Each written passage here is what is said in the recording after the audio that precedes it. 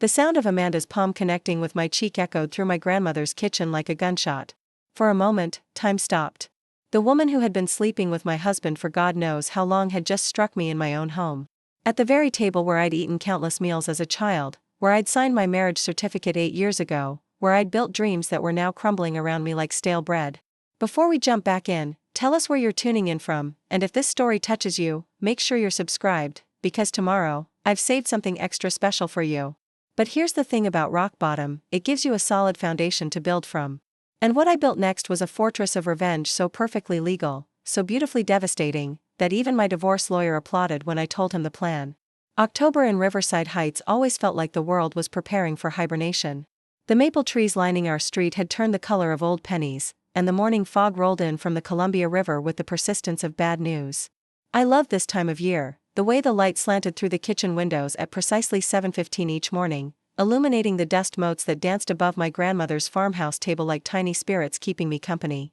That particular Tuesday started like any other. I was reviewing rental applications over coffee, my laptop open beside a stack of maintenance requests that seemed to multiply overnight. Being a landlord wasn't glamorous work, but it was mine. Every property in my small portfolio had been earned through careful planning, strategic renovations, and more late nights than I cared to count. My grandmother had left me the Craftsman House on Elm Street when I was 26, and I'd spent the 8 years since building something I could be proud of. David was still asleep upstairs. My husband had always been a late riser, especially since he'd quit his marketing job 2 years ago to focus on his art. The air quotes were mine, not his, though I'd stopped saying them out loud after our last fight about money. His paintings covered one wall of our spare bedroom, abstract pieces that he claimed spoke to the human condition but mostly looked like expensive mistakes to me. Still, I'd supported his dream because that's what wives do. That's what I thought wives did. I was responding to an email from Marcus Chen, my property maintenance partner, when I heard the front door open. David had a key, obviously, but it was barely 8 in the morning. He never left the house before 10, and certainly never without telling me where he was going. The footsteps that followed weren't his familiar heavy tread, these were lighter, quicker, accompanied by the soft click of heels on hardwood. The kitchen door swung open, and David walked in with a woman I'd never seen before. She was petite, maybe 5'4", with dark hair that caught the morning light like silk ribbon. Her clothes were expensive, the kind of carefully casual that cost more than most people's rent. She moved through my kitchen like she belonged there, trailing her fingers along the countertop with an intimacy that made my stomach clench. "Rachel," David said, his voice carrying a strange formality. "We need to talk." I closed my laptop slowly, my hands surprisingly steady. 8 years of marriage had taught me to read the subtle shifts in David's demeanor, and everything about this moment screamed catastrophe. The woman, Amanda, he introduced her, as if her name mattered, perched on the edge of the chair across from me. She didn't look uncomfortable or guilty. She looked triumphant. "I know this is difficult," David continued, settling beside Amanda, with a possessiveness that cut deeper than any words could have. "But Amanda and I have been seeing each other for almost a year now, and we've decided we want to be together." The rational part of my mind catalogued details with documentary precision. Amanda's manicured nails drumming against the table. The way David avoided my eyes. The faint smell of unfamiliar perfume that had probably been lingering in my house for months without my notice. But the emotional part of me felt like I was falling through space, grasping for something solid that kept slipping away. "A year," I repeated, my voice sounding distant to my own ears. "Rachel, I know you're upset," Amanda began, her tone sickeningly sweet. "Don't." The word came out sharper than I'd intended. "Don't say my name like we're friends. Don't sit at my table and tell me how I'm feeling." Amanda's expression shifted, revealing something harder underneath the sympathetic mask. "Look, this is awkward for everyone. David told me you two have been having problems for a while. Maybe it's better this way." "Problems?" I looked at David, searching his face for some explanation. "What problems? We never talked about problems." He shifted uncomfortably, finally meeting my gaze. "We've grown apart, Rachel. You're always working, always focused on your properties. When was the last time we really talked? When was the last time you asked about my art?" The accusation hung in the air like smoke. I wanted to defend myself, to list all the ways I'd supported him, all the sacrifices I'd made to keep us afloat while he pursued his passion. But Amanda was watching me with undisguised impatience, and I realized that nothing I said would matter. This conversation wasn't about explanation or reconciliation. It was about David wanting permission to abandon our marriage without feeling guilty about it. "So what exactly are you asking me?" I said finally. I want a divorce, David said. And I think it would be best if I moved out as soon as possible. Amanda has been looking for a new place anyway, so we thought, you thought you'd move in together. It makes sense financially, Amanda interjected. And emotionally, of course. We love each other. The casual way she said it, love, like. It was a simple fact rather than a word that used to mean something sacred between David and me. I felt something cold and sharp crystallizing in my chest, a clarity that cut through the shock and hurt. Where exactly are you planning to live? I asked. David looked confused by the question. Well, we haven't decided yet. Maybe Amanda's current place, or we could find something new, because you can't stay here. Of course not, he said. Quickly. I wouldn't expect, no, David. I mean you can't stay here tonight. Or tomorrow night. Or any night after this conversation. The temperature in the room seemed to drop several degrees. Amanda's drumming fingers went still. Rachel, be reasonable, David said. I need time to pack, to figure out arrangements. You should have thought about arrangements before you started sleeping with someone else in my house. Your house? Amanda's voice rose slightly. This is your marital home. David has rights. I turned to look at her fully for the first time, taking in the perfectly applied makeup, the designer bag casually slung over the back of her chair, the confidence of someone who had never had to fight for anything she wanted. This house belonged to my grandmother, I said slowly, as if explaining something to a child. She left it to me in her will. David's name isn't on the deed, the mortgage, or any of the utility bills. So no, Amanda, he doesn't have rights. He has whatever courtesy I choose to extend, and right now, that's about 30 minutes to pack a bag. David's face flushed red. You can't just throw me out. I live here. You lived here, I corrected. Past tense. That's when Amanda stood up abruptly, her chair scraping against the floor. This is ridiculous. You're being vindictive and petty. David deserves better than this. Something about her tone, the entitled indignation, the way she spoke about my husband like he was her personal property, finally cracked the careful control I'd been maintaining. You're right, I said, standing to face her. David does deserve better. He deserves a wife who trusts him, who doesn't check his phone or wonder where he is when he comes home late. He deserves someone who believes his lies about working late at the coffee shop or needing space to create. Unfortunately. For him, he married someone who pays attention to bank statements and notices when her jewelry starts disappearing. Amanda's eyes widened slightly, but she recovered quickly. You don't know anything about what David needs, and you do? How long have you known him, Amanda? Really known him, not just the version of himself he performs when he wants something?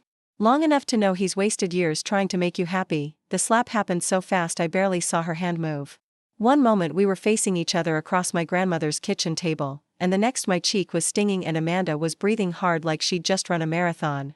The silence that followed was profound. David was staring at Amanda like he'd never seen her before. I could hear the refrigerator humming, the distant sound of traffic, the rapid beating of my own heart. I reached up and touched my cheek, feeling the heat radiating from where her palm had connected. Then I smiled. Thank you, I said quietly. What? Amanda looked confused, her anger deflating slightly. Thank you for making this easy. I pulled out my phone and opened the voice recorder app.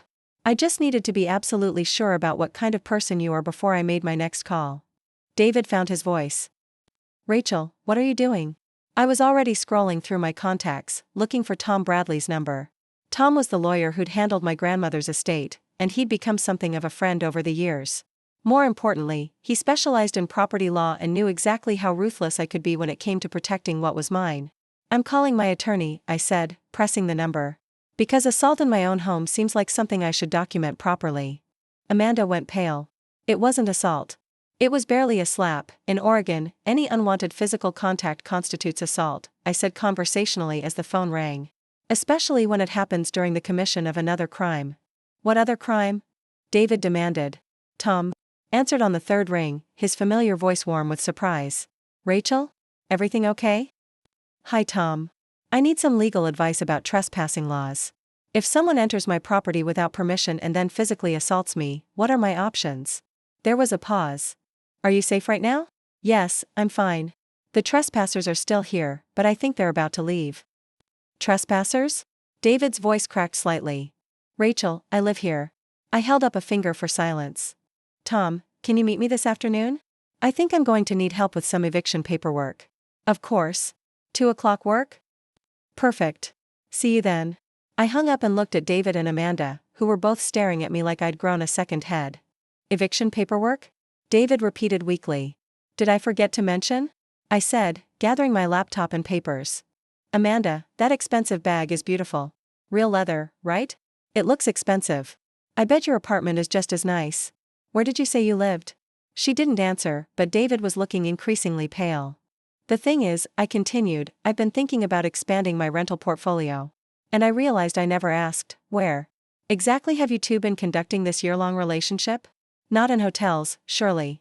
That would be so expensive, and David hasn't had any income worth mentioning. Amanda's silence was answer enough. Ah, I said, nodding.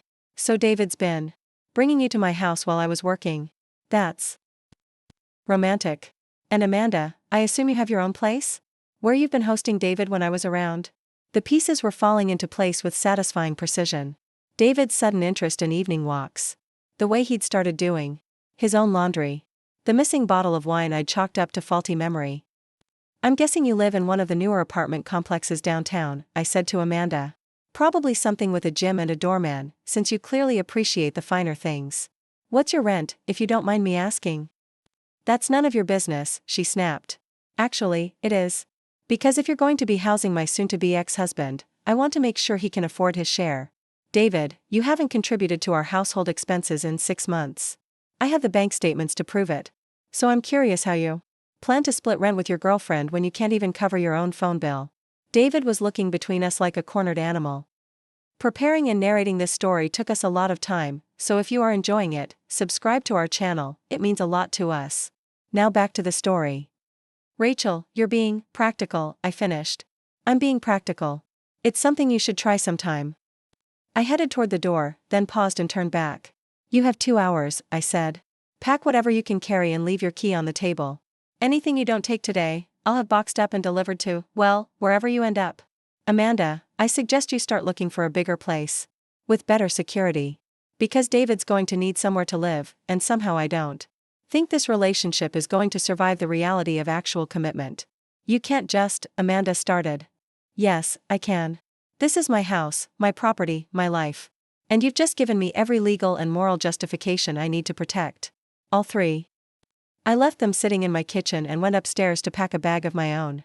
I had phone calls to make, paperwork to file, and a new chapter of my life to begin. But first, I needed to get out of the house before I did something that would actually get me arrested. As I threw clothes into an overnight bag, I could hear their voices rising downstairs, David's panicked explanations, Amanda's increasingly shrill demands. They were probably realizing that their romantic fantasy was about to collide with some very unromantic realities. My phone buzzed with a text from Linda Hayes, my next-door neighbor. Everything okay? Saw some unfamiliar cars and raised voices. I smiled as I typed back. Just some housekeeping. Mind if I crash on your couch tonight? I'll explain everything over wine. Doors always open. Bring the good wine. I grabbed the bottle of Bordeaux I'd been saving for a special occasion. Somehow, this felt exactly right. 20 minutes later, I walked back through my kitchen carrying my bag and car keys. David and Amanda were still there, but their body language had changed. She was standing near the window, arms crossed, while he sat slumped in his chair looking like a man who'd just realized he'd bet everything on a losing hand. Rachel, please, he said as I passed. Can't we talk about this like adults? I paused at the door and looked back at him, really looked. This man I'd loved, supported, believed in for 8 years.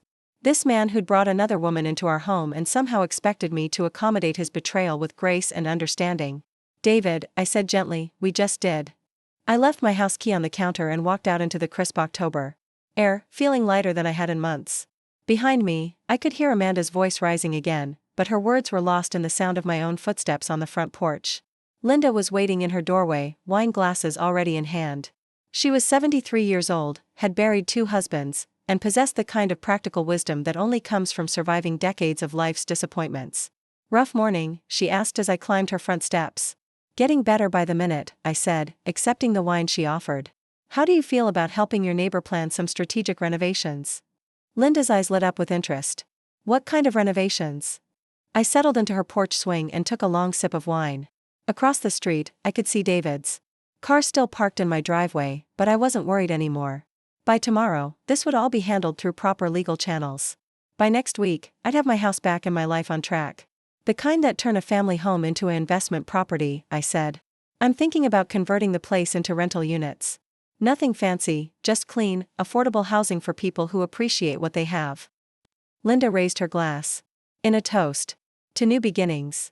To new beginnings, I agreed, and meant it completely. Inside my house, David and Amanda were probably still trying to figure out how their perfect plan had gone so wrong. But out here, watching the morning fog lift from the river and feeling the solid support of Linda's friendship, I was already planning my next move. And it was going to be beautiful. The law office of Bradley and Associates occupied the third floor of a converted Victorian mansion in downtown Portland, its tall windows offering a view of the Willamette River that probably cost more in rent than most people made in a month. I'd been here twice before, once when grandmother died and once when I'd bought my second rental property, but today the familiar burgundy carpet and mahogany bookshelves felt like a sanctuary. Tom Bradley stood when his secretary ushered me in, his salt and pepper beard neatly trimmed and his tie slightly askew in the way that suggested he'd been working through lunch again. At 45, he carried himself with the quiet confidence of someone who'd seen enough human drama to surprise him very little, but his eyes sharpened with concern when he saw my face. Jesus, Hecyo. He actually hit you? I touched my cheek reflexively. The redness had faded, but there was still a tender spot where Amanda's palm had connected. She hit me. The mistress. David just sat there and watched. Tom's expression darkened as he gestured for me to sit in one of the leather chairs facing his desk. Tell me everything. Start from the beginning and don't leave anything out. So I did. I told him about the year of distance I'd attributed to David's artistic temperament. About the missing jewelry I'd convinced myself I'd misplaced.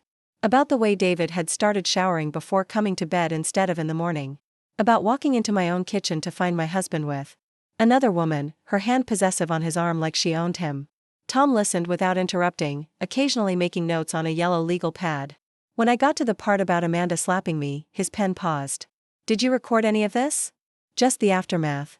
I turned on my voice recorder after she hit me, when I was threatening to call you. I have her admitting to the slap, and David essentially confirming they'd been using my house for their affair. Good. Tom leaned back in his chair. Now, let's talk about what you want to achieve here. Is this about protecting your assets, or are you looking for something more comprehensive? The question hung in the air between us. What did I want?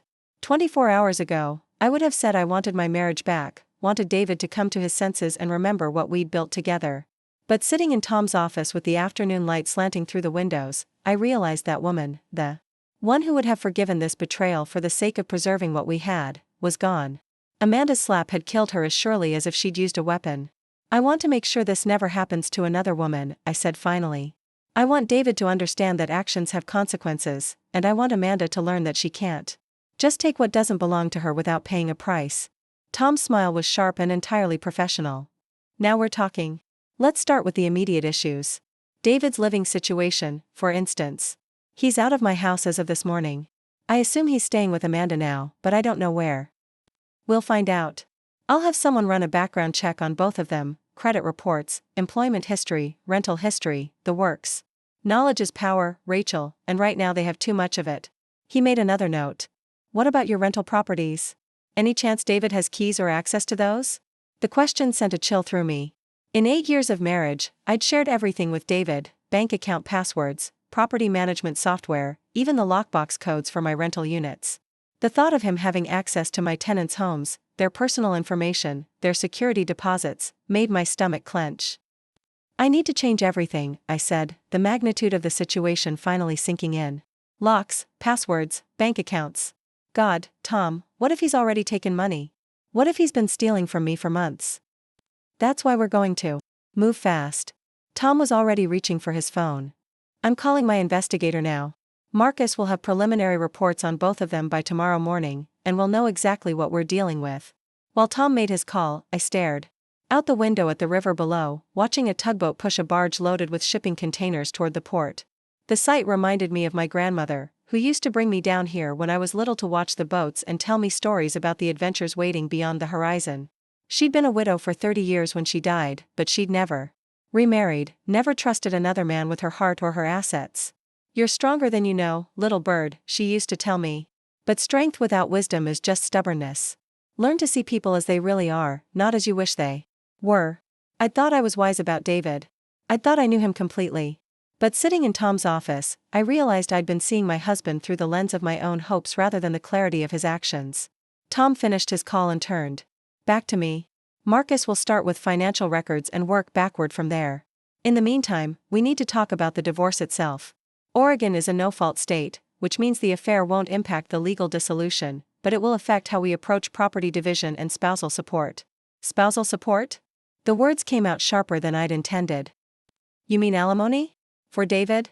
It's possible. You've been the primary breadwinner for several years, and Oregon courts generally try to maintain both parties' standard of living post-divorce. Tom's expression was carefully neutral.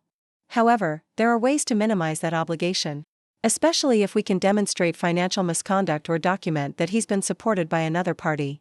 I thought about Amanda's expensive clothes, her manicured nails, the confident way she'd move through my kitchen like she owned it.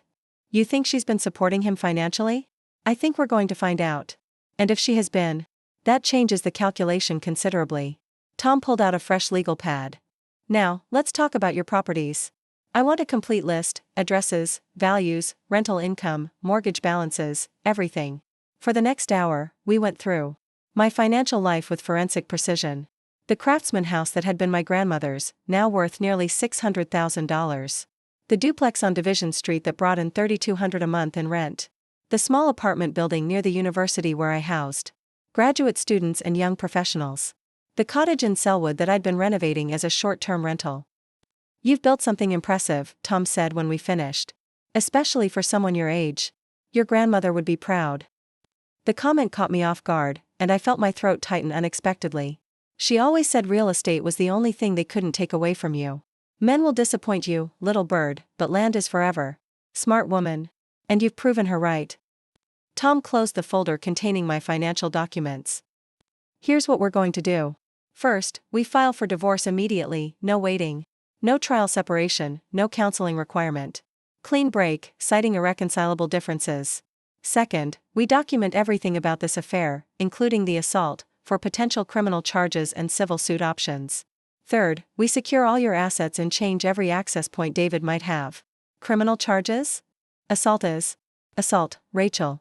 The fact that it happened in your home during the commission of what amounts to trespassing makes it worse, not better. I'm not saying you have to press charges, but I want the option available. I nodded, feeling steadier than I had since walking out of my kitchen that morning. What about Amanda? Can we do anything about her specifically? Tom's smile returned, predatory and satisfied. That depends on what Marcus finds. But I have a feeling Amanda Rivera is about to discover that sleeping with other women's husbands is a more expensive hobby than she realized. The way he said her name, Amanda Rivera, caught my attention. You already know her last name? I know a lot of things. For instance, I know she works in marketing for a local tech company, drives a leased BMW, and lives in a high-rise apartment downtown. That rents for $3,800 a month. Tom's expression was entirely too pleased with himself. I also know she's been dating David for almost exactly 13 months, not the year he claimed. My investigator is very thorough. 13 months. I did the math automatically. That means it started right after David quit his job. Interesting timing, isn't it? Man loses his primary source of income and immediately finds a wealthy girlfriend. One might wonder about the nature of that relationship. The implications settled over me like a cold fog. David hadn't just cheated on me, he'd essentially been running a con, using Amanda's money to subsidize his life while living off my assets and inheritance. I thought about all the times I'd worried about our finances, all the stress I'd carried trying to keep us afloat while he found himself as an artist. Tom, I said slowly, what if this whole thing was planned? What if David targeted Amanda specifically because she had money? What if, indeed? Tom was already making notes. Marcus will dig into their digital footprints, social media, dating apps, email records if we can get them. If David was running a long con, there will be evidence. And if he was? Then Amanda might be more victim than villain, and David might be looking at fraud charges in addition to everything else. Tom set down his pen and looked at me seriously. Rachel, I need you to understand something. What we're talking about here goes beyond a simple divorce. If David has been systematically deceiving both of you, if he's been using your assets to fund a relationship with another woman, we're looking at potential criminal liability. Are you prepared for that level of investigation? I thought about David sitting in my kitchen that morning, his arm around Amanda like they were the injured parties. I thought about the missing jewelry, the unexplained expenses, the way he'd made me feel selfish for questioning his lack of contribution to our household. I thought about 8 years of supporting his dreams while he systematically dismantled mine. I'm prepared for whatever it takes, I said. Tom nodded approvingly. Good. Because we're about to turn over every rock in David Thompson's life, and I suspect we're going to find some very unpleasant things underneath. My phone buzzed with a text message. I glanced at it, expecting something from Linda or maybe Marcus about the properties, but the sender's name made my blood run cold. David, we need to talk. This is getting out of hand. I showed the message to Tom, who frowned and reached for his own phone. No contact, he said firmly. From now on, everything goes through me. Don't respond to calls, texts, emails, nothing. If he shows up at your house or any of your properties, you call the police immediately. But what if, Rachel? Tom's voice was gentle but firm. David forfeited his right to direct communication when he brought another woman into your home and allowed her to assault you. He's no longer your husband in any meaningful sense, he's opposing counsel in a legal proceeding. Treat him accordingly. The phone buzzed again. Another message from David. Amanda is hysterical. She's talking about pressing charges against you for threatening her. Please call me. Tom read the message over my shoulder and laughed, actually laughed. Pressing charges for what? Exercising your legal right to remove trespassers from your property? This is beautiful. They're panicking, which means they know they're in trouble. So what do I do? Nothing. Let them panic. Panic makes people make mistakes, and we need them to make as many mistakes as possible. Tom walked to his window and looked out at the river. In the meantime, you're going to do something that might seem counterintuitive. You're going to go home. Home? But David might. David doesn't live there anymore, remember? You evicted him this morning. If he shows up, it's trespassing, and you call 911. Don't let him back in, don't negotiate, don't listen to his explanations. Your house, your rules. The idea of returning to the Craftsman house filled me with a mixture of anticipation and dread. It was my sanctuary, the place where I'd built my adult life, but it was also contaminated now with the memory of David's betrayal. How do you reclaim a space that's been violated by someone you trusted? I'll have a locksmith meet you there in an hour, Tom continued. New locks on every door, new codes on the security system, everything. I'll also have someone check for any surveillance equipment David might have installed. Surveillance equipment? The thought hadn't occurred to me, but it should have. If David had been planning this for over a year, if he'd been methodical enough to cultivate a relationship with Amanda while maintaining the facade of our marriage, what else might he have done? Better safe than sorry. And Rachel? Tom turned back from the window, his expression serious. I want you to start carrying a digital recorder. Not your phone, a separate device. If David or Amanda approaches you, if they try to contact you directly, I want everything documented. Can you do that? I nodded, feeling like I was suiting up for battle. Which, I supposed, I was. Tom walked me to the door, his hand briefly touching my shoulder in a gesture of support that felt both professional and personal. You're doing the right thing, Rachel. It doesn't feel like it now, but in 6 months, you're going to look back on this as the day your real life began. I wanted to believe him.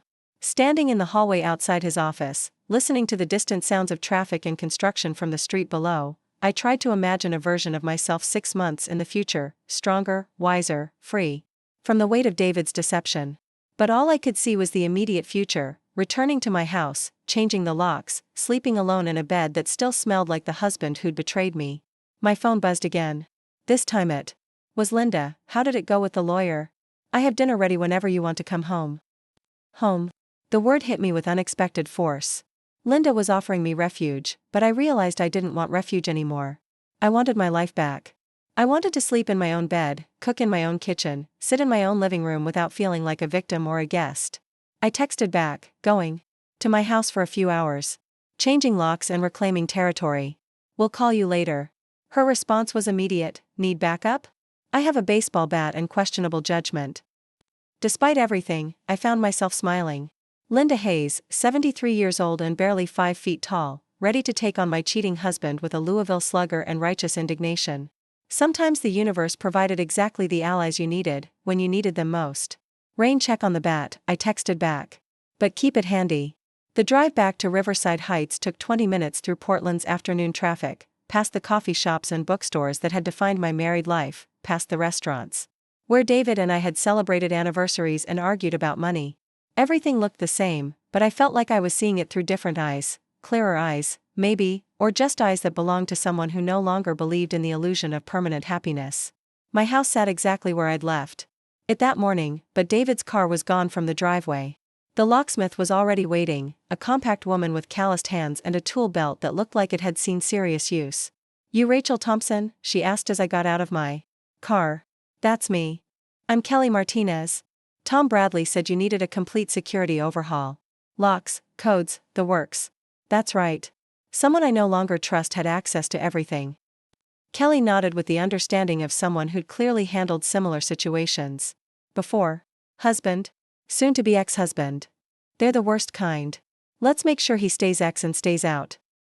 For the next 2 hours, Kelly worked through my house with methodical precision, replacing every lock, changing every code, installing new deadbolts and window locks I hadn't even known I needed. She found a small recording device hidden behind the bedroom dresser, probably to monitor when you came and went, she explained casually, as if discovering marital surveillance equipment was just another Tuesday for her, and a GPS tracker attached to the underside of my car.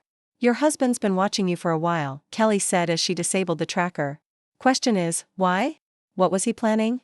I thought about David's sudden interest in my work schedule, the way he'd started asking casual questions about my rental properties and tenant situations.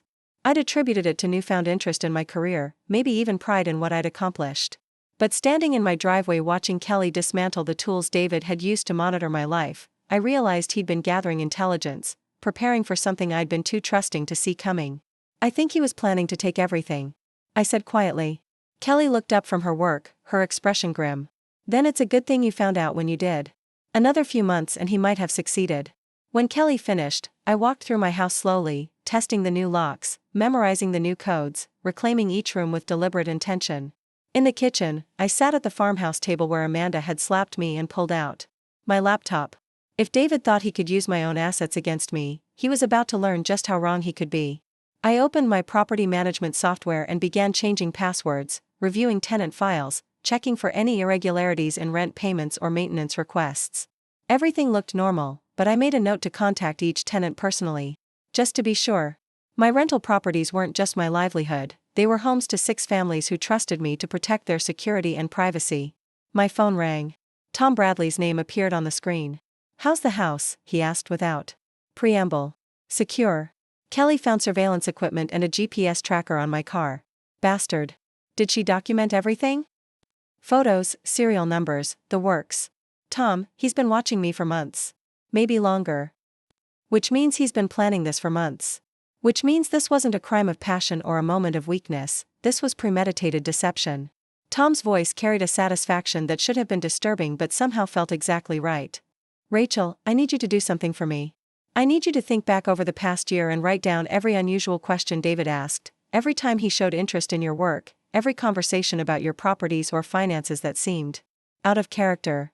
You think he was building a case against me? I think he was planning to take half of everything you've built, and he needed ammunition to argue that he was entitled to it. The art career, the lack of income, the sudden interest in your business, it all fits a pattern. The realization hit me like ice water. David hadn't just been cheating on me, he'd been positioning himself to destroy me financially. The man I'd supported, encouraged, and loved had been systematically preparing to rob me of everything my grandmother had left me, everything I'd worked to build. Tom, I said, my voice steadier than I felt, I want to destroy him. There was a pause on the other end of the line. Then Tom's voice, quiet and entirely professional, good. Because that's exactly what we're going to do. The Portland rain had been falling steadily for 3 days, turning the streets into rivers of reflection and washing the city clean in that particular way that only November storms could manage. I sat at my grandmother's farmhouse table, now secured behind new locks and reinforced with the knowledge that no one could enter my sanctuary without permission, watching the water streak down the kitchen windows while steam rose from my coffee cup like incense. Marcus Chen had delivered his preliminary report that morning, and the manila envelope containing his findings lay unopened beside my laptop. Tom had warned me that the contents would be difficult to process, that discovering the full extent of David's deception would likely be more painful than the original betrayal. But I'd learned something important about myself in the week since Amanda slapped me in this very room. I was stronger when I knew the truth, no matter how ugly it might be. The doorbell rang, its new chime unfamiliar but somehow more authoritative than the old one. Through the front window, I could see Tom Bradley's silver sedan parked behind my car, his tall frame hunched against the rain as he waited on my porch. I'd been expecting him, but seeing him there, solid, reliable, carrying what looked like several boxes of legal documents, made the reality of my situation hit home again. Coffee? I asked as I let him in, noting the way he carefully wiped his feet on the new doormat and hung his coat on the hook I'd designated for visitors.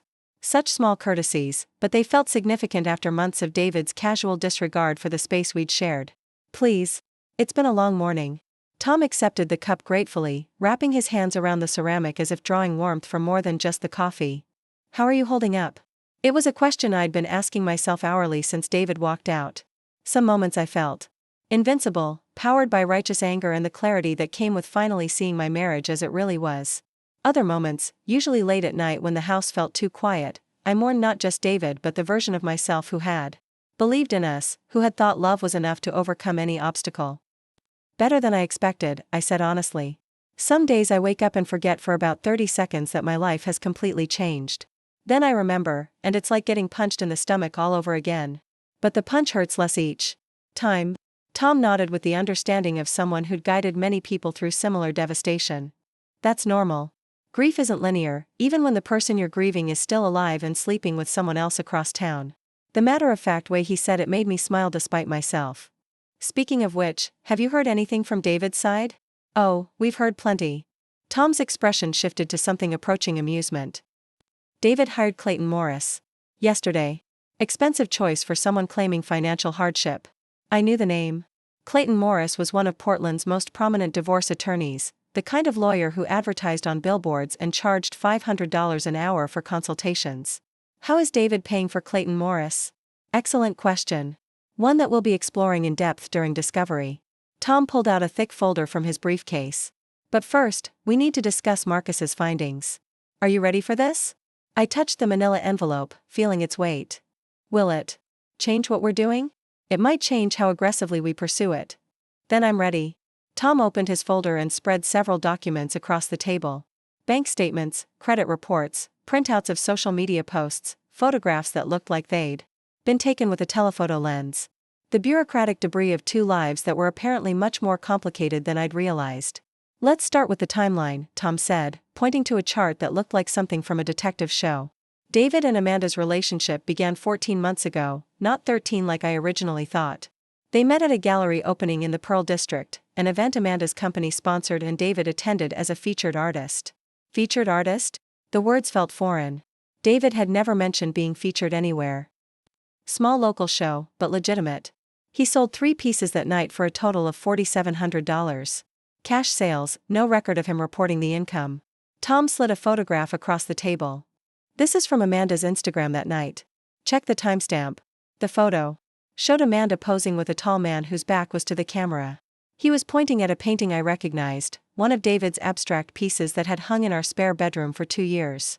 The timestamp read March 15th, which meant David had been showing and selling his art while telling me he couldn't get anyone to take his work seriously. He lied about the gallery show, I said, the betrayal settling into my bones like cold rain. He lied about a lot of things. Amanda's company, Meridian Tech, has a corporate purchasing program for local art. They've bought 6 of David's pieces over the past year, paying market rates that total nearly $15,000. Tom pulled out another document.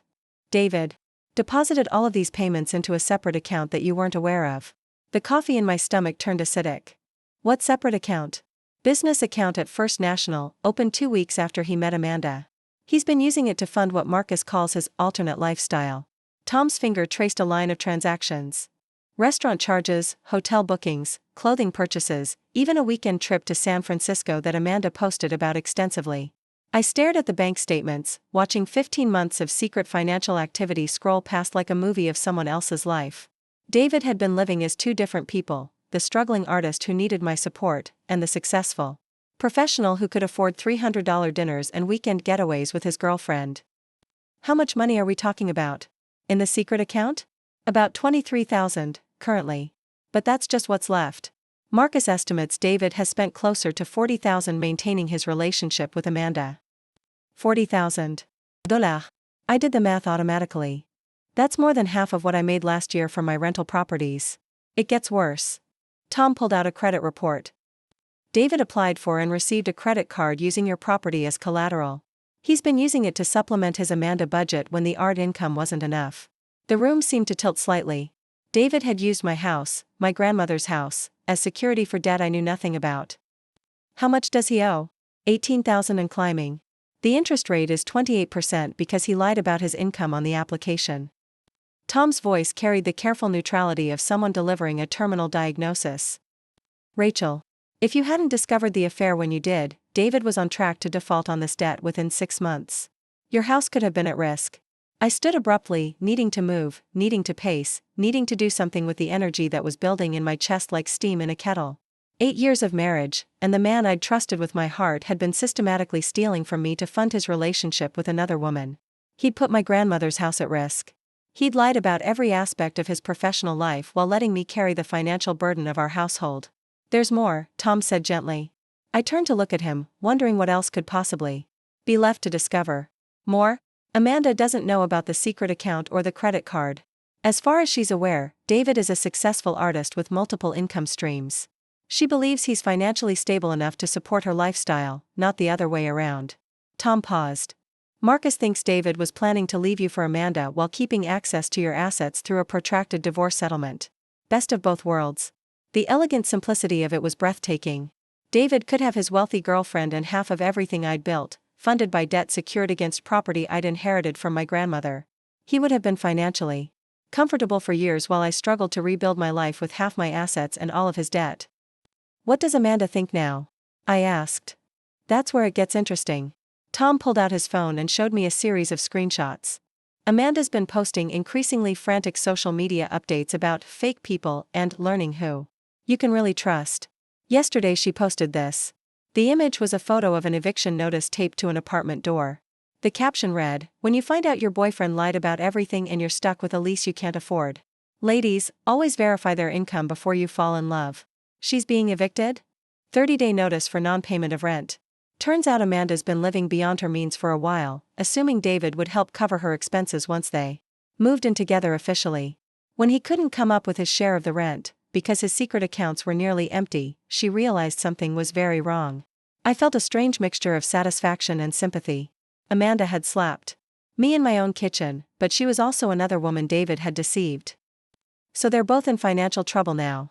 Catastrophic financial trouble. Amanda's lease requires 60 days notice to terminate, so she owes 2 months' rent she doesn't have. David has no legal residence and $18,000 in debt he can't pay.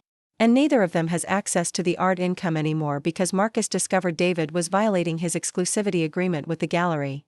Exclusivity agreement? David signed a contract giving Bellwether Gallery first right of refusal on all his work.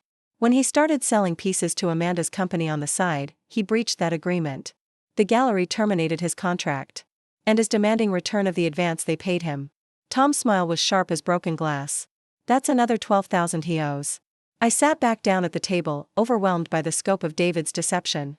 He hadn't just cheated on me, he'd built an elaborate house of cards using lies, secret accounts, and fraudulent credit applications. And now that house was collapsing, taking Amanda down with it. Tom, I said slowly, what happens if we just let them destroy each other? What if we don't have to do anything except wait? That's certainly an option. David's facing bankruptcy within months, and Amanda's about to be homeless. Sometimes the best revenge is letting people face the natural consequences of their choices. Tom gathered the documents into neat piles. But there are a few problems with that approach. Such as? David still owes you money. A lot of money. If he declares bankruptcy, you'll be lucky to recover 10 cents on the dollar. And there's the matter of the credit card debt secured against your house. Tom's expression grew serious. Rachel, as long as David's name is on any financial instruments connected to your property, you're vulnerable. We need to sever those connections completely and make sure he pays for what he's taken. The practical reality of my situation settled over me like November fog. This wasn't just about revenge or justice, it was about protecting my financial future and the rental properties that 6 families depended on for housing. David's betrayal had created legal and financial complications that could take years to resolve if handled incorrectly. What do you recommend? We offer them a deal. A way out that minimizes their immediate crisis but ensures you're made whole. Tom pulled out a fresh legal pad and began sketching what looked like a negotiation strategy. David signs over any claim to your properties, pays back every penny he's stolen, and accepts full responsibility for the credit card debt. In exchange, we don't press criminal charges for fraud and identity theft. And Amanda? Amanda gets a chance to walk away clean if she cooperates fully with our investigation and provides testimony about David's deception. She's as much A victim as you are, just a different kind. The idea of negotiating with David felt distasteful, like bargaining with someone who had already proven they couldn't be trusted. But the alternative, years of litigation while my assets remained vulnerable, was worse. What makes you think they'll agree? Desperation. David's looking at potential federal charges for the credit application fraud. Amanda's facing eviction and professional embarrassment. Right now, they'd probably agree to almost anything that gets them out of immediate legal jeopardy. Tom capped his pen and looked at me directly. The question is whether you're ready to sit across a table from them and negotiate like this is a business transaction instead of a marriage. I thought about the woman I'd been a week ago, the one who would have prioritized David's feelings over her own financial security, who would have found a way to blame herself for his choices. That woman was gone, replaced by someone harder but also clearer, someone who understood that love without respect was just elaborate self-destruction. I'm ready, I said. When do we meet? Tomorrow afternoon. Clayton Morris requested an emergency conference to discuss settlement options. He knows his client is drowning and wants to find a life raft before David drags them both under. Tom started packing his documents. Rachel, I need you to understand something. After tomorrow, there's no going back. Once we formalize David's admission of financial fraud and Amanda's testimony about his deception, your marriage is over in every sense that matters. The finality of it should have scared me. Instead, I felt something I hadn't experienced in months: relief. Good. I'm tired of being married to someone who doesn't exist. Tom paused in his packing. What do you mean? The David I married would never have stolen from me. He would never have put my house at risk or lied about his income or used my trust as a weapon against me. That man was apparently fiction. I touched the manila envelope containing Marcus's report. I'm not losing a husband tomorrow. I'm acknowledging that I never really had one. That's a healthy way to look at it. Most people spend years trying to reconcile the person they thought they married with the person who betrayed them. You're seeing clearly much faster than usual. Maybe because I have something to protect that's bigger than my feelings. My tenants, my properties, my grandmother's legacy. David didn't just steal from me, he threatened the stability of 6 families who trust me to maintain their homes. The anger that had been simmering since Amanda's slap crystallized into something harder and more focused. That's unforgivable. Tom nodded approvingly. Remember that feeling tomorrow. When David tries to apologize or explain, when Amanda cries about being deceived, when Clayton Morris paints them as victims of circumstance, remember that they put 6 families' housing security at risk for the sake of expensive dinners and weekend getaways.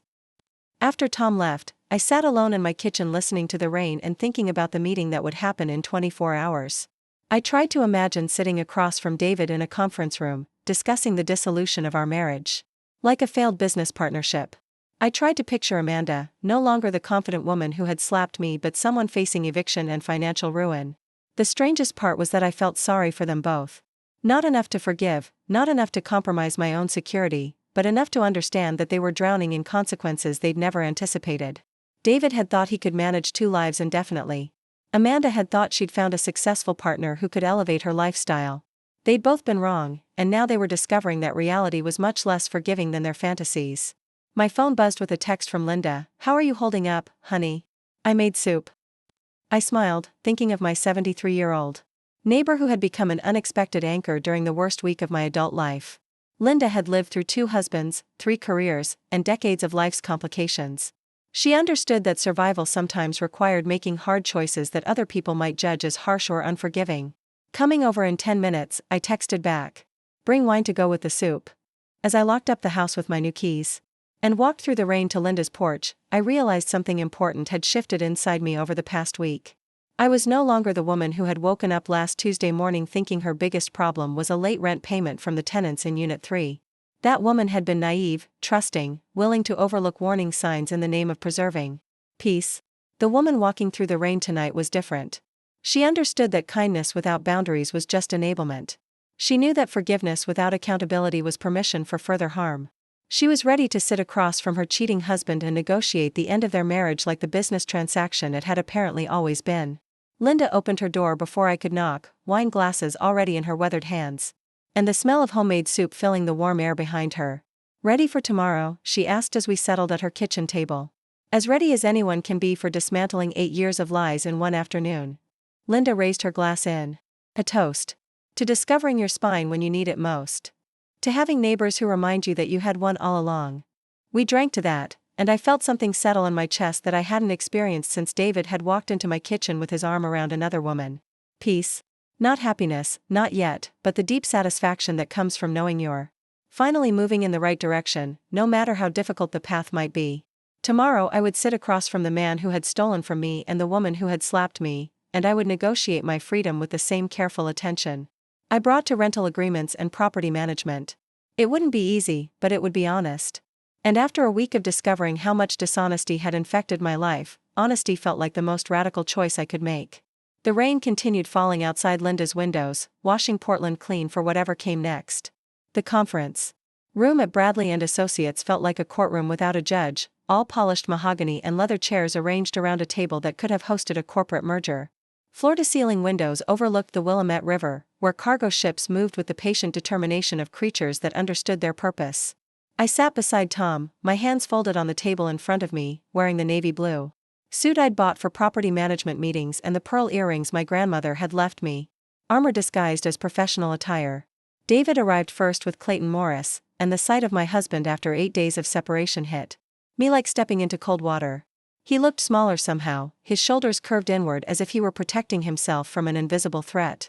The confident artist who had brought Amanda into my kitchen was gone, replaced by someone who couldn't quite meet my eyes when Tom introduced us as opposing parties in a dissolution proceeding.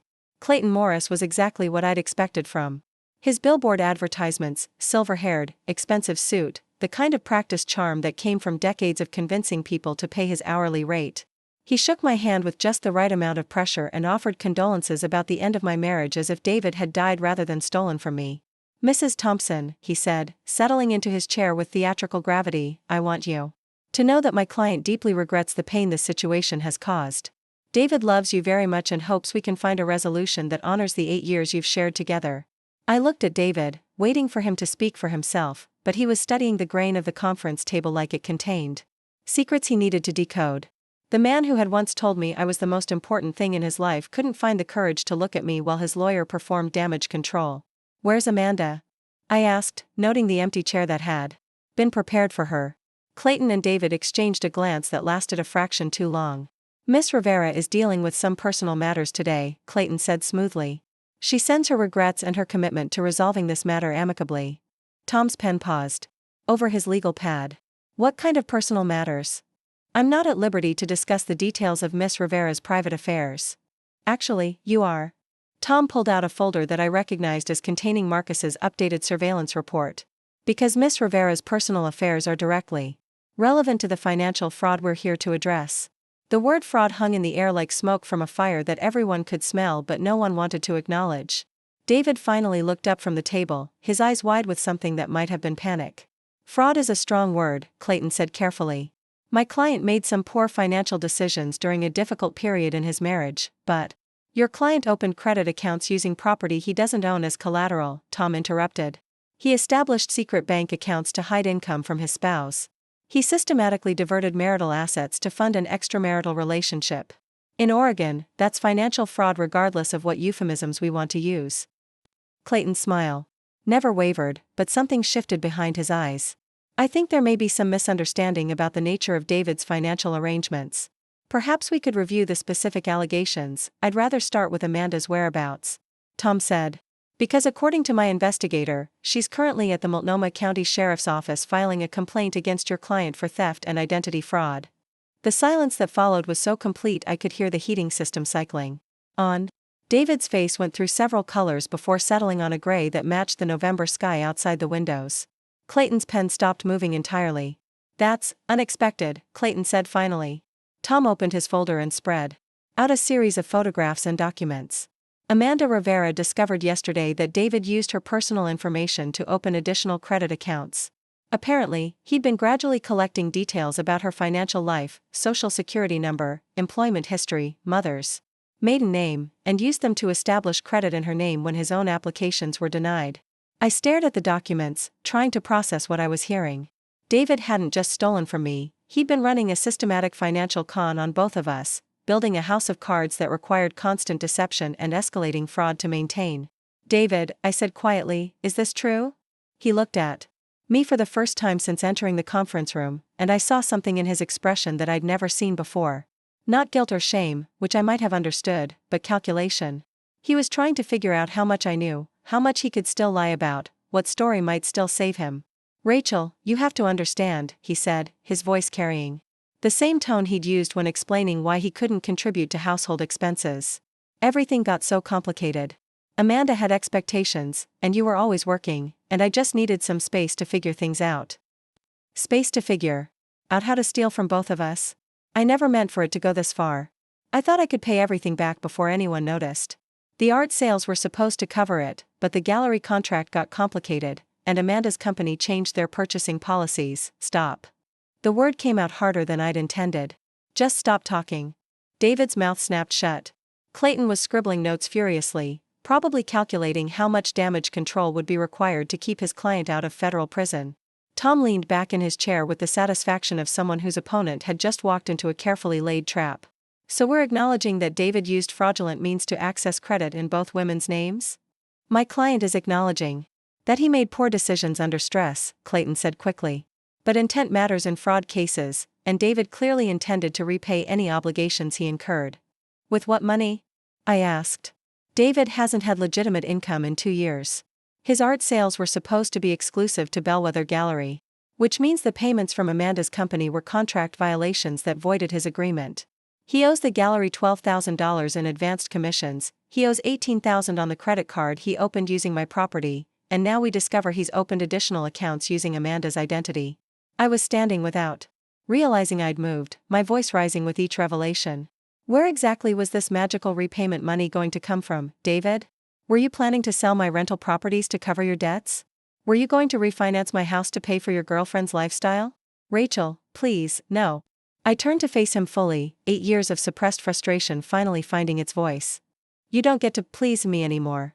You lost that right when you brought another woman into my grandmother's house. You lost it when you used my home as collateral for debt I didn't know about. You lost it when you decided that lying to me was easier than being honest about what kind of person you really are. David's shoulders sagged as if I'd physically struck him.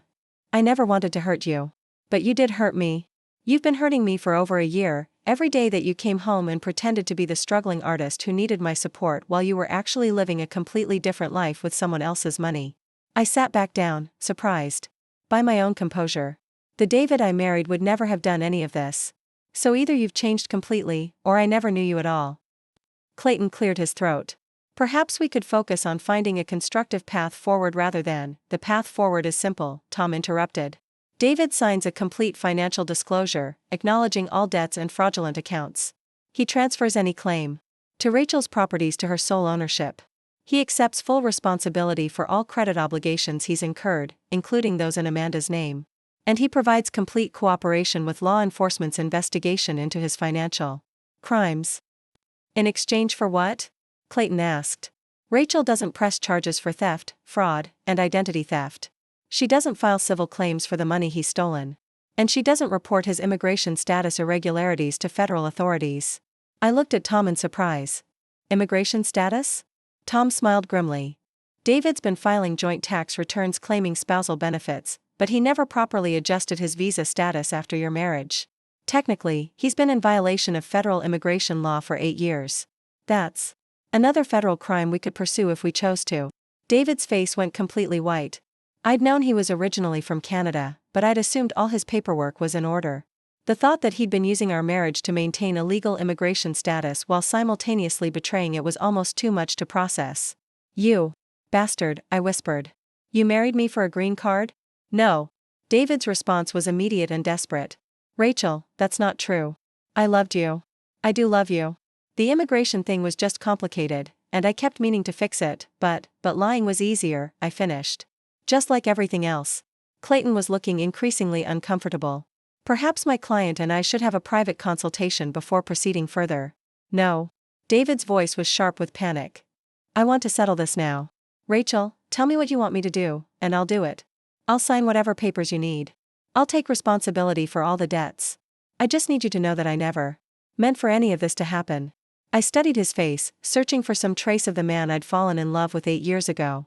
But all I could see was someone who had built his entire adult life on lies and was only now realizing that the foundation was crumbling beneath him. What I want, I said slowly, is for you to understand that this isn't about forgiveness or moving forward or finding closure. This is about you paying for what you've stolen and making sure you can never hurt me or anyone else this way again. Tom pulled out a prepared settlement agreement. David Thompson agrees to the following terms. First, immediate and complete relinquishment of any claim to properties owned by Rachel Thompson, including the residence at 847 Elm Street and all rental properties. Second, assumption of full financial responsibility for all debts incurred in his name or using fraudulent means, totaling approximately $53,000 as of yesterday's calculation. David winced at the number, but didn't protest. Third, Tom continued, cooperation with law enforcement and civil authorities in their investigation of financial crimes, including testimony against co-conspirators if required. Fourth, a restraining order prohibiting contact with Rachel Thompson or her tenants, and prohibiting presence at any property she owns. Restraining order? David looked genuinely shocked. Rachel, that's not necessary. I would never. You would never what? Lie to me? Steal from me? Use my home to conduct an affair? Endanger my financial security? I shook my head. David, I don't know what you would or wouldn't do anymore. The restraining order stays. Clayton was reading through the settlement terms with increasing dismay. This agreement essentially leaves my client with no assets and significant debt obligations. How is he supposed to rebuild his life under these conditions? The same way any adult rebuilds after making catastrophic mistakes, Tom replied. He gets a job, pays his debts, and learns to live within his means. And if he can't meet the debt obligations? Then he files for bankruptcy and deals with the consequences. But that's not Rachel's problem anymore. David looked around the conference room as if seeing it clearly for the first time. Rachel, if I sign this, I'll have nothing left. You already have nothing left, I said gently. You lost everything when you decided that lying to me was easier than loving me honestly. This agreement just makes it official. What about Amanda? What's going to happen to her? The question surprised me. After everything that had happened, David was still concerned about the woman who had slapped me in my own kitchen. Amanda will testify about your financial deception in exchange for leniency in her own charges. She's also agreed to return any gifts or property you purchased for her with stolen funds. She agreed to that? Tom nodded. Amanda Rivera is facing potential charges for receiving stolen property and conspiracy to commit fraud. Cooperation is her best option for avoiding federal prosecution. The irony wasn't lost on me. Amanda, who had strutted through my kitchen like she owned it, was now cooperating with authorities to avoid jail time.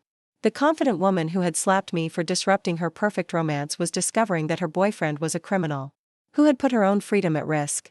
Will I go to jail? David asked quietly. That depends on several factors, Tom replied. Cooperation with authorities, full restitution to victims, demonstration of genuine remorse rather than self-pity. Federal prosecutors have discretion in cases like this, especially for first-time offenders who make complete admissions and provide full cooperation. David picked up the settlement agreement and stared at it for a long time. I could see him calculating, trying to find some angle that would minimize his losses or preserve some fragment of the life he'd built on lies. But the mathematics of deception had finally caught up with him, and there were no creative accounting tricks left to try. If I sign this, he said slowly, do you think you could ever forgive me? The question hung between us like a bridge. I wasn't sure I wanted to cross. Forgiveness implied that we might someday have a relationship that mattered, that David's betrayal was something I could absorb and move past rather than something that had fundamentally changed who I was. I don't know, I said honestly. Right now, I can't even forgive myself for not seeing what you really were. Maybe someday I'll be able to forgive you for becoming it. David nodded slowly, then picked up Clayton's pen and signed his name at the bottom of each page. His signature looked smaller than I remembered, less confident, as if even his handwriting had diminished under the weight of his choices. For what it's worth, he said as he set the pen down, I really did love you. Maybe not well, and obviously not honestly, but I did love you.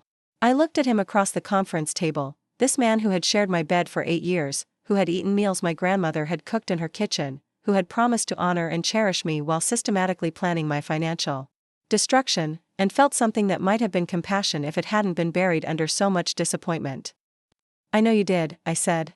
But David, love without integrity is just elaborate selfishness. And I deserve better than that. Tom gathered the signed documents with the efficiency of someone who had orchestrated dozens of similar scenes. The restraining order will be filed this afternoon. David, you have 72 hours to collect any remaining personal items from the Elm Street property. Those collections must be supervised by law enforcement and cannot include anything of significant value that could be considered marital property. David nodded mechanically. Where am I supposed to live? That's not our concern, Tom said. Not unkindly but with absolute firmness. You're an adult who made adult choices. Managing the consequences is your responsibility now. As David and Clayton prepared to leave, I found myself studying my soon-to-be ex-husband one last time. In 8 years of marriage, I'd never seen him look so lost, so utterly unprepared for the reality he'd created. Part of me wanted to offer comfort, to soften the blow somehow, to find a way to help him transition into whatever came next. But that impulse belonged to the woman who had enabled his deception by being too generous, too trusting, too willing to make excuses for behavior that should have raised immediate red flags. The woman sitting in this conference room understood that kindness without boundaries was just another form of harm, both to herself and to David. Take care of yourself, I said as he reached the door. David paused and looked back at me.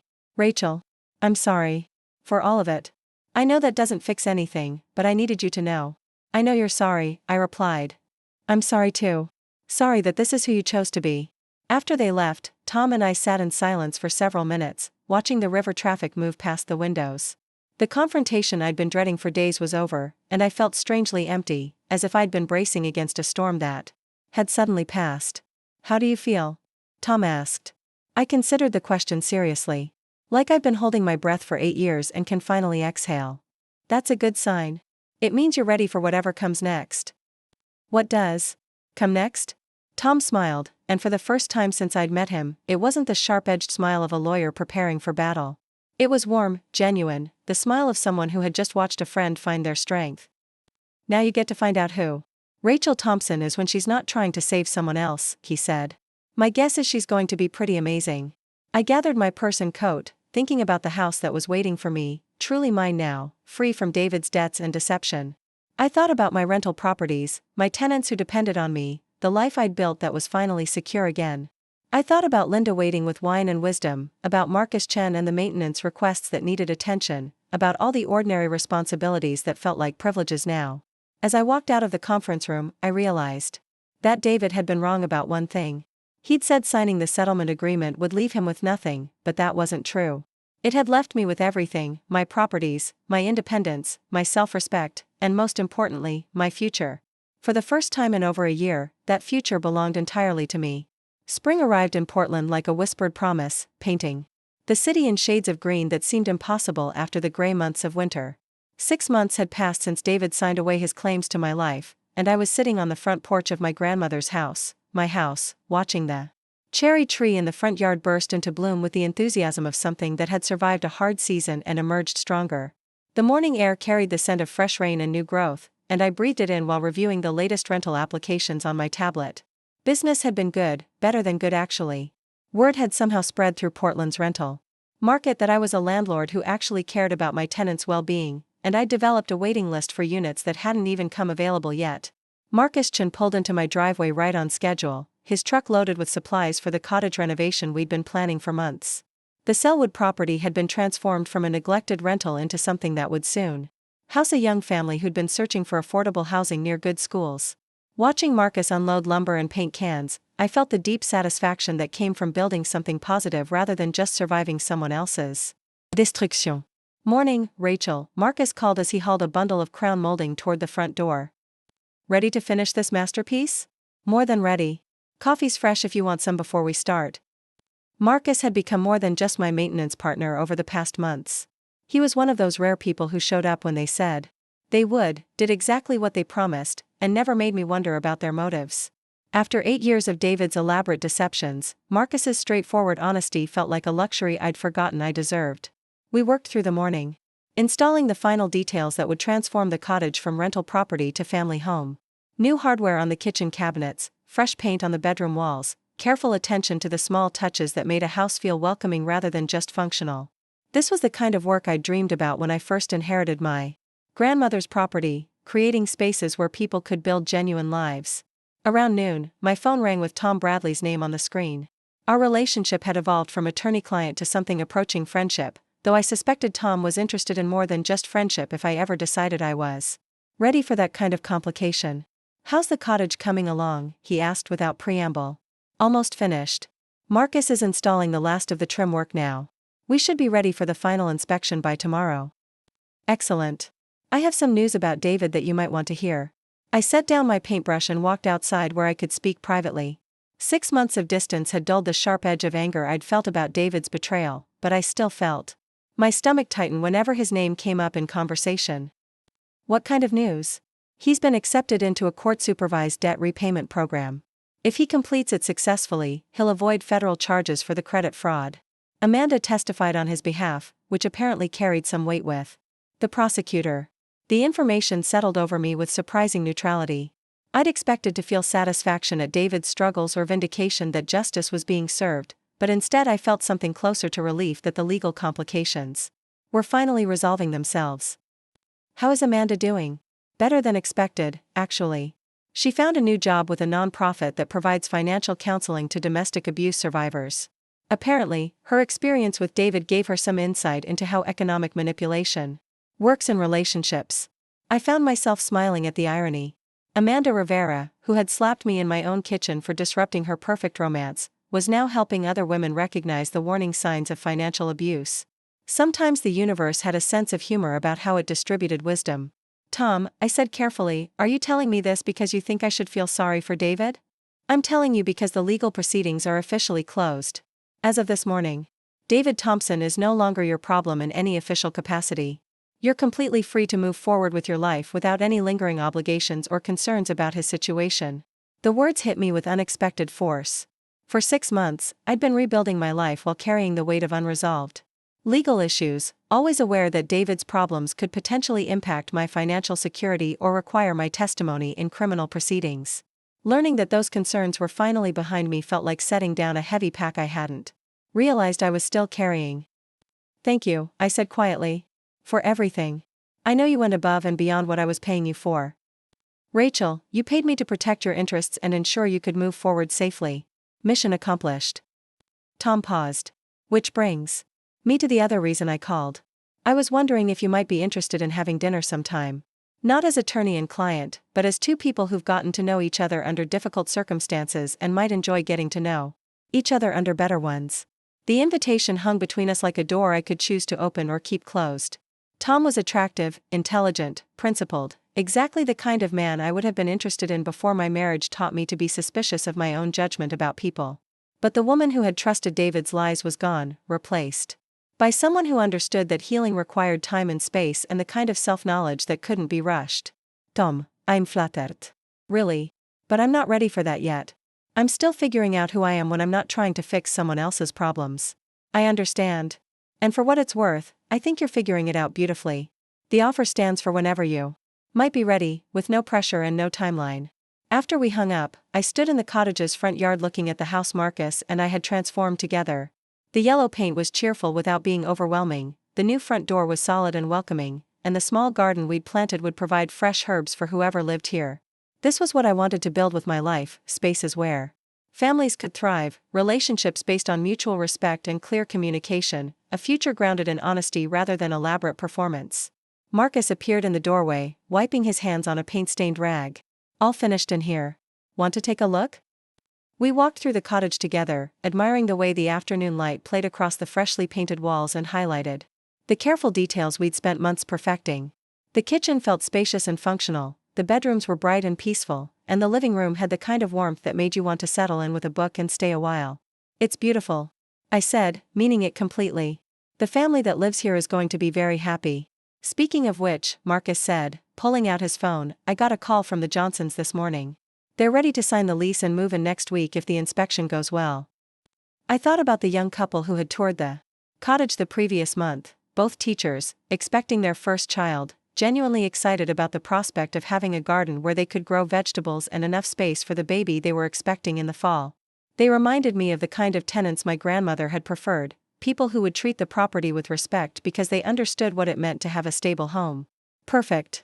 Let's schedule the inspection for Thursday morning. And if everything passes, they can have the keys by Friday. As we locked up the cottage and prepared to leave, Marcus hesitated by his truck. Rachel, can I ask you something personal? I nodded, curious about what had prompted the serious tone in his voice. Are you happy? I mean, really happy, not just content or making the best of things, but actually happy with how your life turned out? The question caught me off guard, partly because Marcus rarely asked personal questions and partly because I hadn't considered it in exactly those terms. Was I happy? 6 months ago, I would have said happiness was something that happened to other people, that I was focused on survival and stability rather than joy. But standing in the afternoon sunlight with a successfully completed project behind me and a waiting list of families who wanted to rent from me, I realized something had shifted without my noticing. Yes, I said, surprised by the certainty in my voice. I think I am happy.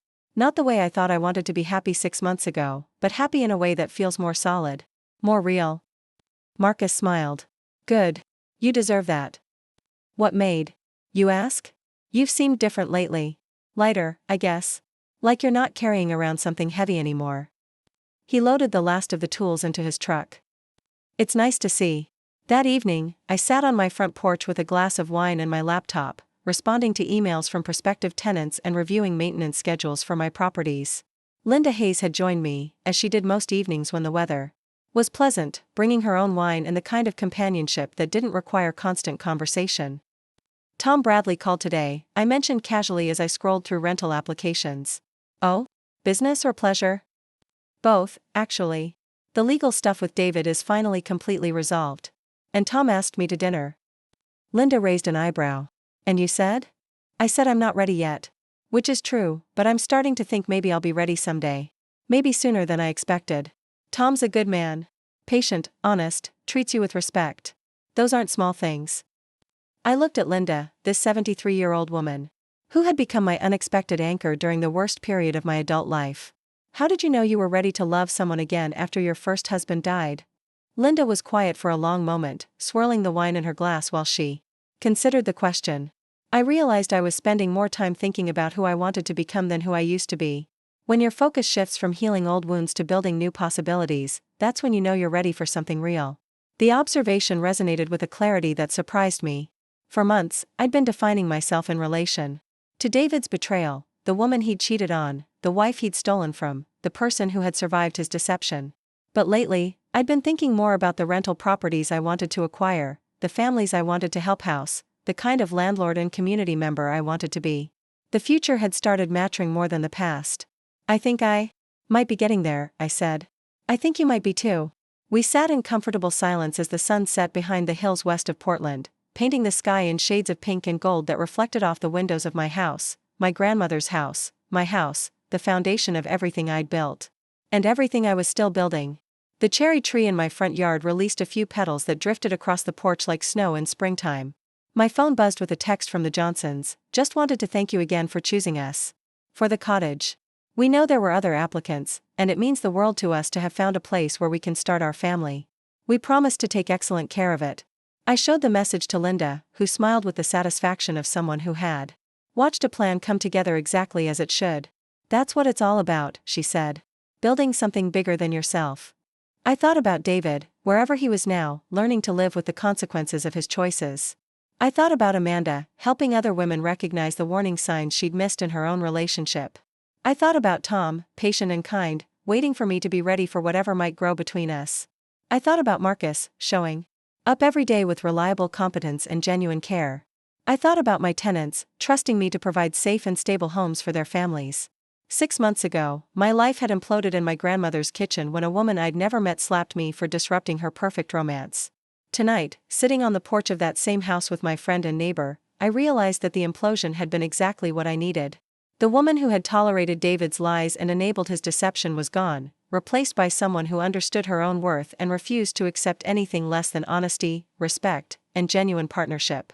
The cherry tree released another flutter of petals, and I caught one in my palm. It was delicate but complete, beautiful in its brief perfection before drifting away to make room for new growth. Like forgiveness, I thought. Like healing. Like the space between who you used to be and who you're becoming. I was ready for whatever came next. Up next, you've got 2 more standout stories right on your screen. If this one hit the mark, you won't want to pass these up. Just click and check them out.